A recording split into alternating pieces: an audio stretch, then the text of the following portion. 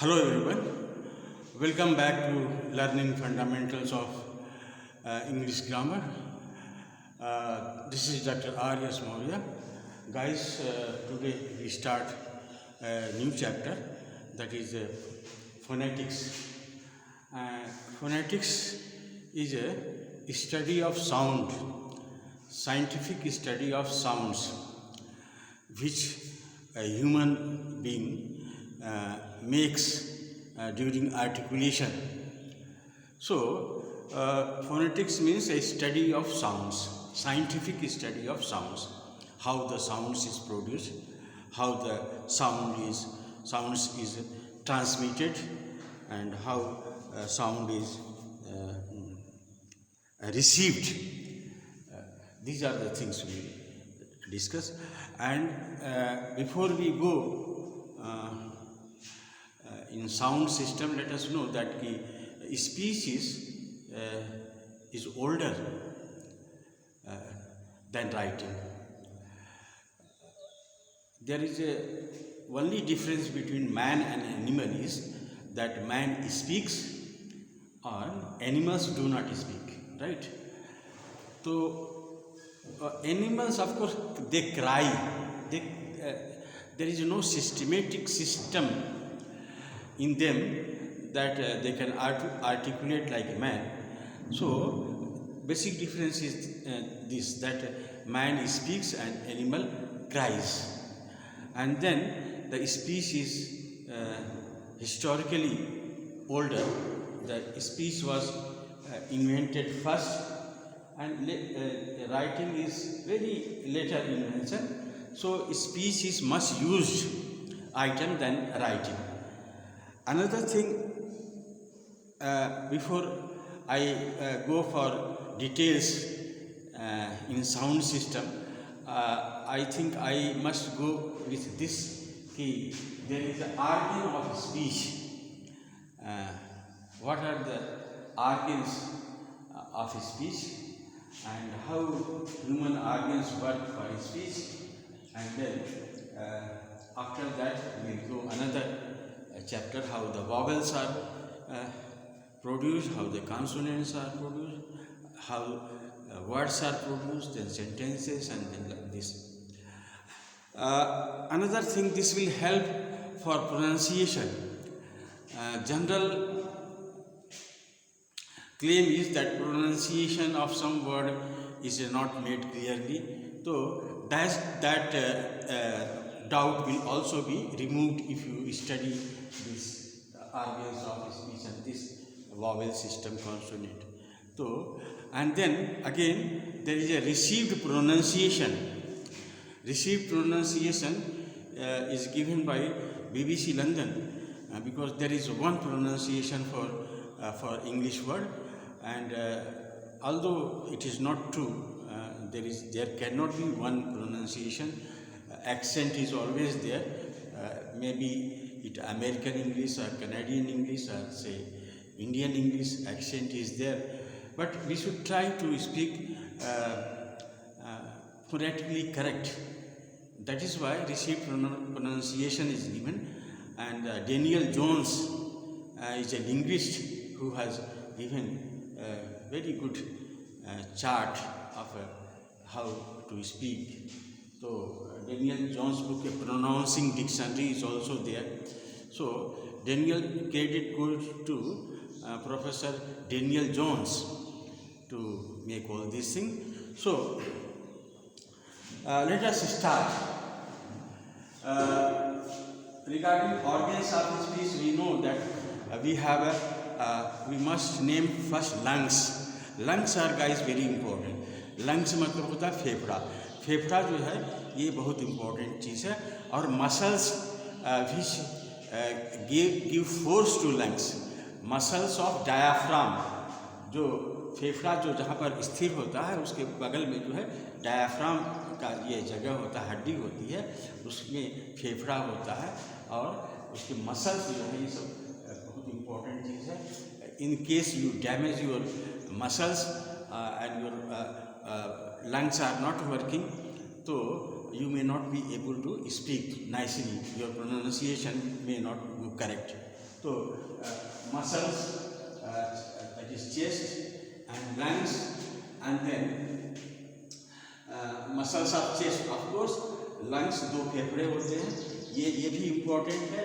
और इसके बाद पंपिंग कि हाउ करेक्ट या how nicely you pump, because the air passage is very important to speak.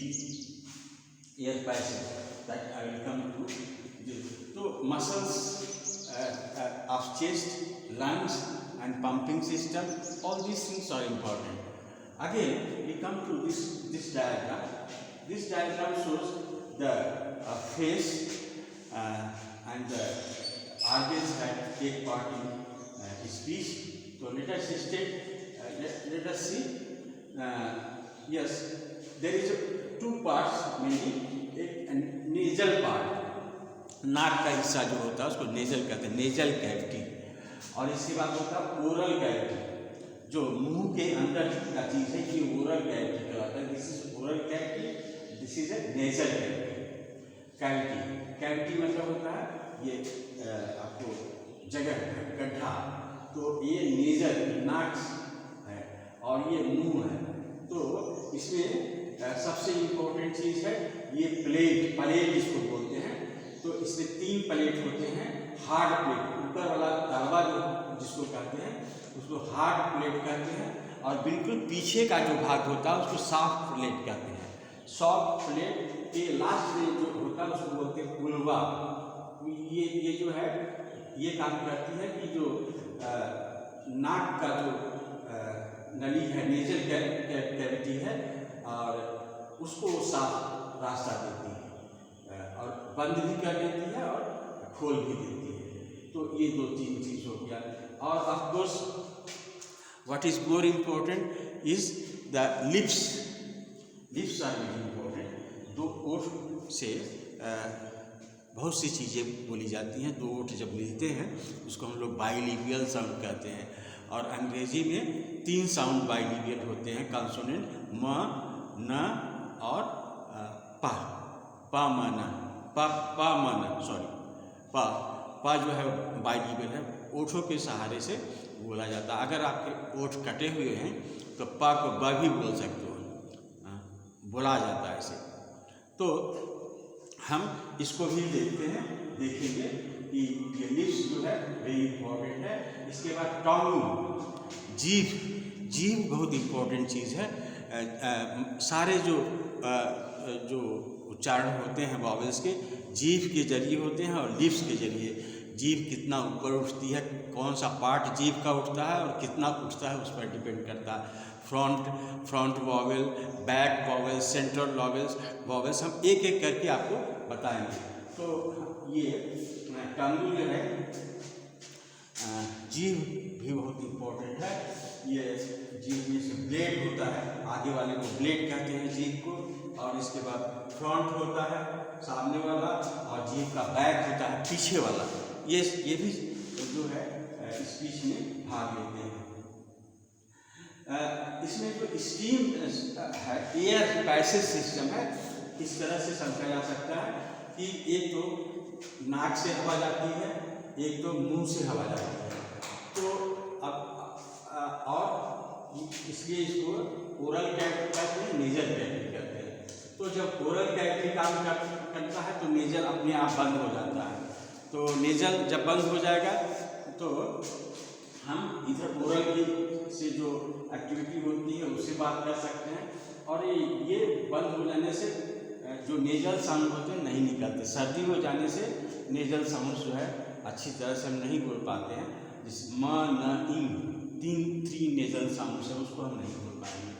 तो हम देखते हैं कि फर्स्ट चीज़ कि लंग्स इम्पोर्टेंट चीज़ है ऑफ कोर्स, और स्पॉन्जी बॉडीज़ होता है, जो ये फेफड़े होते हैं वो बहुत इम्पॉर्टेंट है। ये स्पॉन्जी होते हैं जिसमें ऑक्सीजन भर करके ब्लड में सर्कुलेट कराया जा सकता है। ऑक्सीजन को ये आयरन को जो है हीमोग्लोबिन जो होता है उसमें से ऑक्सीजन का लेन देन होता है।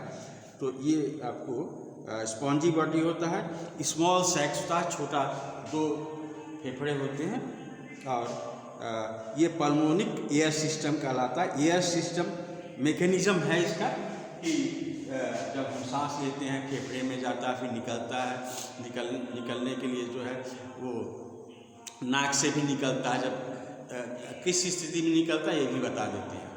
तो ये सारे सिस्टम्स हैं। और दूसरी चीज़ है कि ये नेज़ल कैविटी, ओरल कैविटी 2 बहुत इम्पोर्टेंट चीज़ है, और टंग भी इम्पोर्टेंट है। ब्लेड, फ्रंट, बैक कैसे इम्पोर्टेंट है will discuss in the next lecture. और टीथ में टीथ रीज है, प्लेट है, सॉफ्ट प्लेट है, और ओवला लास्ट में लिप्स है, और 2 पाइप होते हैं जो फूड पाइप कहते हैं। ये जिससे खाना जो है हम लेते हैं, जब खाना खाते हैं तो सांस वाला बंद हो जाता है, और जब खाना वाला बंद कर देते हैं सांस वाला स्टार्ट हो जाता है। तो एक मैकेनिज्म है, और इसको हम बाद में देखेंगे। अच्छा, वोकल कार्ड्स आर वाइड। अच्छा, इसके बाद है वोकल कार्ड्स।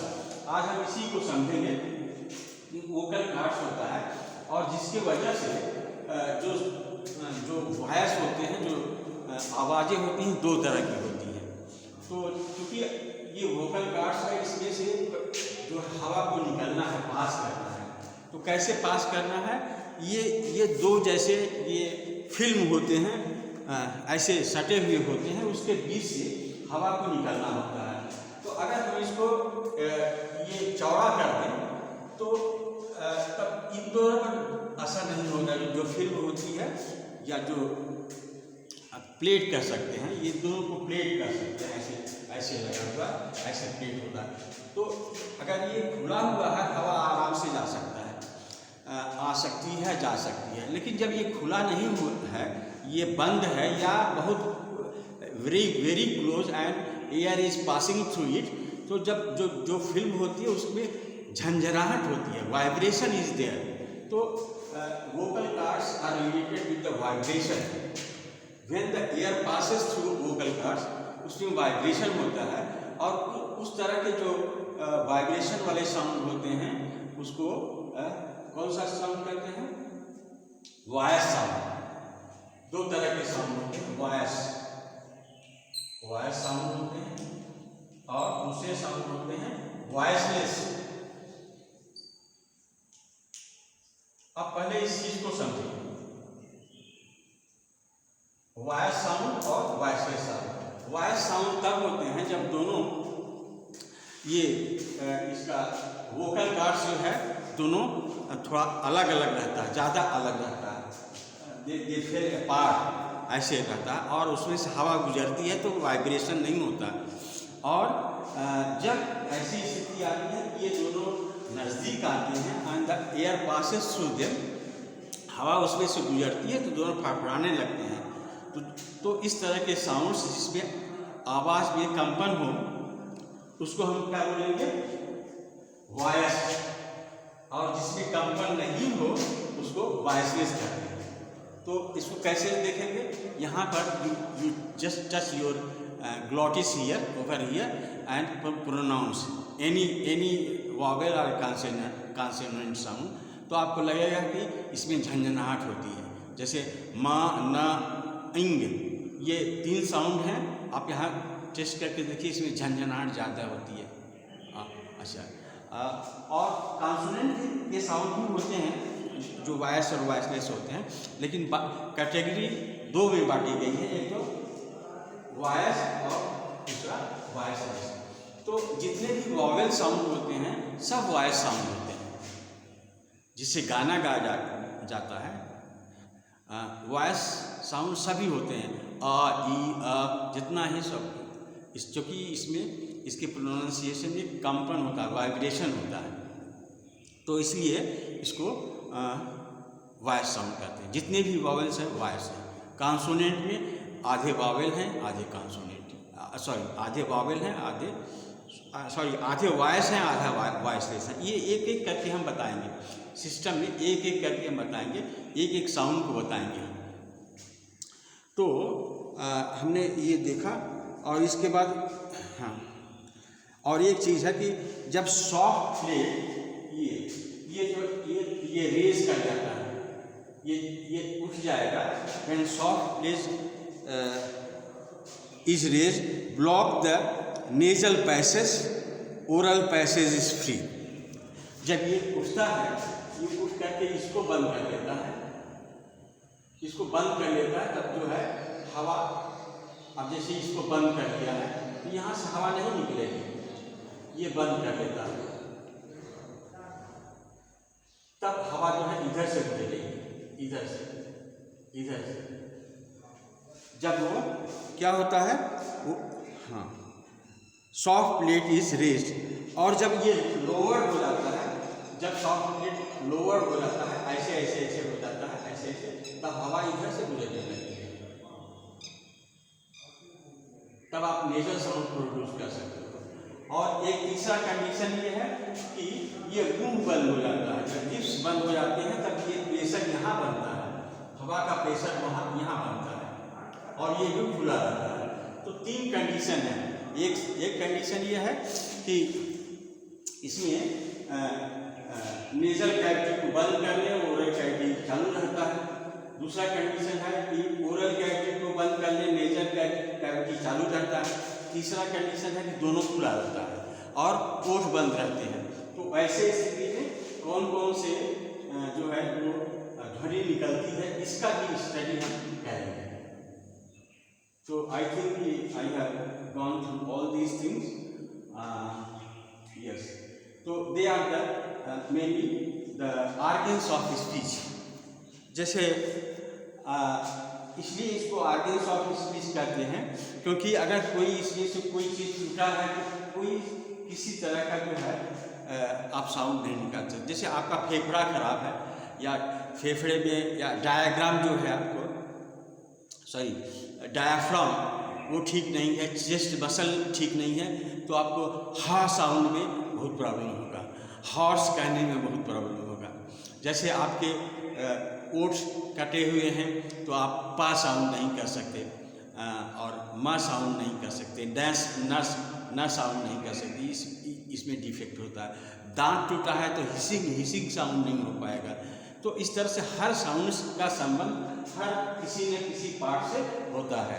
तो इसलिए हम इसको बोलते हैं ऑर्गन ऑफ स्पीच, क्योंकि अगर बोलने में अगर फेफड़ा काम नहीं करे तो आप नहीं बोल सकते हो, ओठ नहीं काम करे तो नहीं आप बोल सकते हो, फिर आपकी जुबान जीभ जो है इसमें डिफेक्ट है तो नहीं बोल सकते हो, फिर ये सांस लेने में खाने वाले नली को अलग से देखना पड़ता है, नेजल कैविटी को अलग से देखना पड़ता है, ओरल कैविटी को एक ये बंद होता है, ये खुलता है, ये ऊपर जाता है, नीचे जाता है, ऊपर जाकर ये नाक वाले को बंद कर लेता है।